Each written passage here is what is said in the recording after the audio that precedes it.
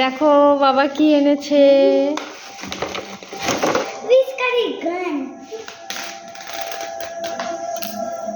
ভেঙে ফেলো না।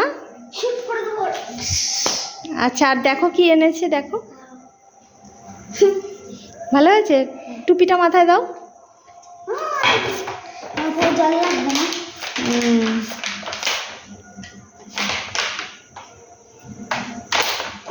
আর দেখো, এ দেখো টুপিটা মাথায় দিয়ে কি করলে চুলটা। ওয়াও, এটা কি রং? এটাকে কি যেন বলে।